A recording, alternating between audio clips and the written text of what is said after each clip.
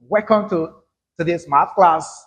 Again, we have this simple radical equation, okay, with the fourth root radical and also the square root radical put together.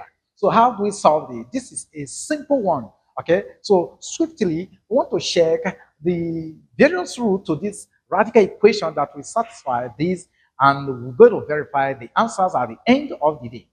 Again, if you're new here, do not forget to subscribe. Subscribe to our channel because here we are here to release videos every day. So let's go into today's challenge without much waste of time.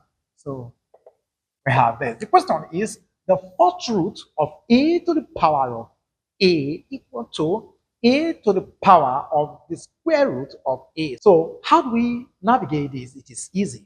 First of all, we have to rewrite the radicals. So rewriting the radicals is going to give us here. First, we're going to have a to the power of a, or in bracket, raised to 1 all over 4, which is equal to our a to the power of a, or further raised to the power of 1 all over 2. That solves the issue of rewriting the radicals. Good. So what we do, look at this. There is a law we're going to apply here, which is what we call the law of indices. And it says that if you have your m to the power of your b, then c, then this could be written as your m to the power of b, or in bracket or c, and we can equally interchange these powers here now to give us our m to the power of c, or raised to rb. Now, if you share this out, there you see a similar expression to this on the left-hand side of the equation. How? We can use this 1 all over 4 to times this a. And if we do that, we're going to come up with our a here to the power of our a all over 4. This is equal to, here remains a to the power of our a, always to the power of 1 all over 2. Now check out the bases, okay? Look at the base here and the base here. They are of the same quantity or variable. So what we do at this point, we can equate the exponents. So doing that, this now implies that our a all over 4 is equal to our a to the power of 1 all over 2. Easy. Look at the a on this other side. It's having 1 all over 2 as a power. So how do we eliminate this? We take the square of both sides of the equation. So we're going to square this, and we also square this other side. Now, if we apply this law, this will cancel this. So we now have here our a to the power of 2 all over 16 equal to our a. Now, if you check this out here, what we do at this point here, this is all over divisible 1. So we can multiply both sides by 16. And if we do that, we're going to have here our a to the power of 2 is equal to our 16a. Now, there is something you must not do at this point in solving any mathematics of this kind, mathematical challenge of this kind. Never make the mistake of dividing through by a. Because if you divide through by a, then you're going to have a equal to 16, which is just one root to this expression or this challenge we have here. But with the power of 2 we are having here, it shows that we have 2 roots from this challenge at this point. So how do we get the 2 roots from this? Just quickly move this quantity to the side of the equation. So let's continue on this side and see how to navigate this here. Okay, so this is going to give us our a to the power of 2 minus our 16 all times a.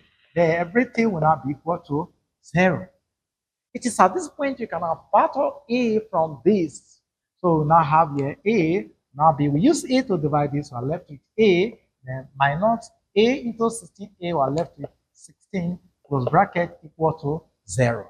Okay, so what do we do here now? We apply the zero product rule. It says that so long this quantity is multiplied this quantity, then we have 0 on this other side. We equate this to 0, we equate this to 0. So us, our case 1, we're going to have a equal to 0. So we give this a1. So this is the first root. to this radical equation. Although we're going to check if this is going to give us an extraneous root or we're going to satisfy the equation. Then we now take our case 2, which is going to be a minus 16 equal to 0. Move minus 16 to this side. So we're going to have here a2 is equal to positive 16.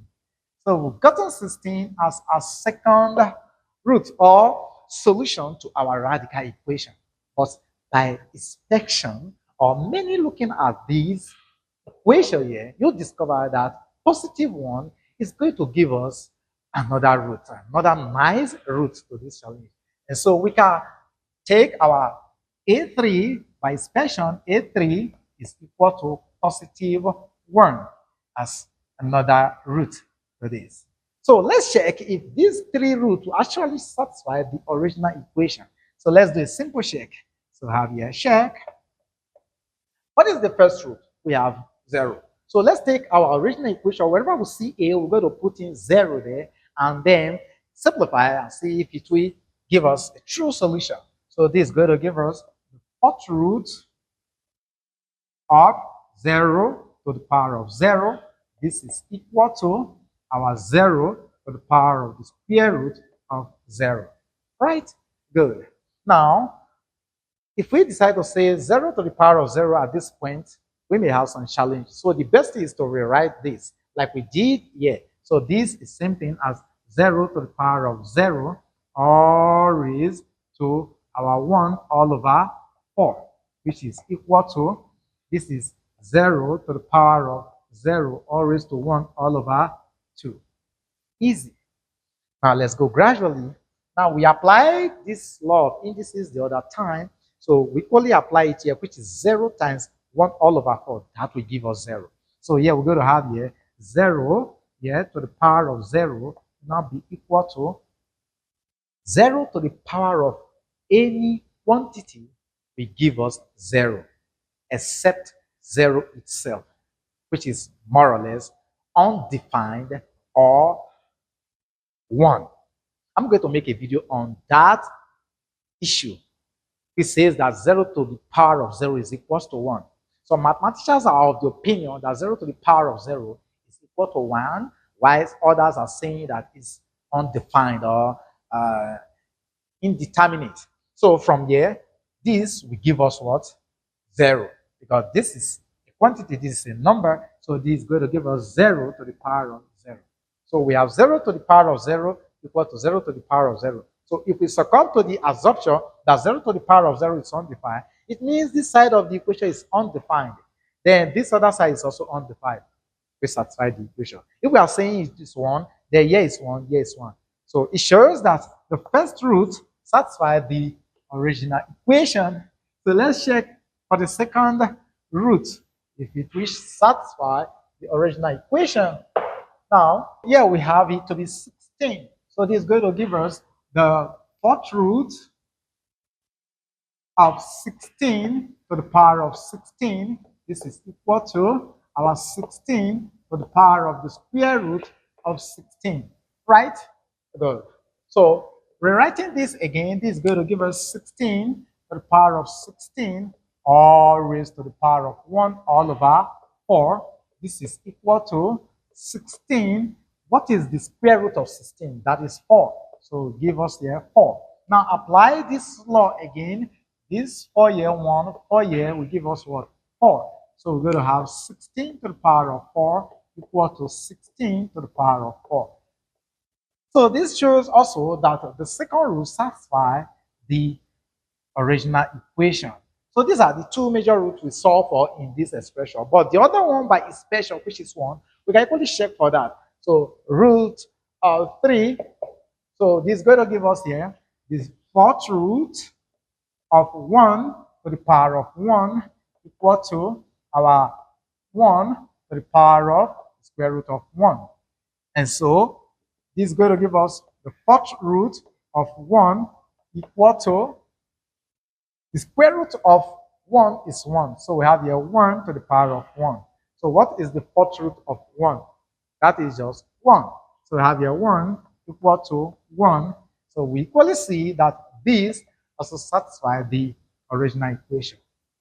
So we'll be able to share for the three roots if they actually satisfy the original equation and they all satisfy the original equation. So this brings us to the end of this math class. Expect the next one in the next few minutes. Thanks for being there. Thanks for watching Online Maths TV. We love you and we keep loving you till the end of time. See you in our next class, but before they keep winning, bye for now.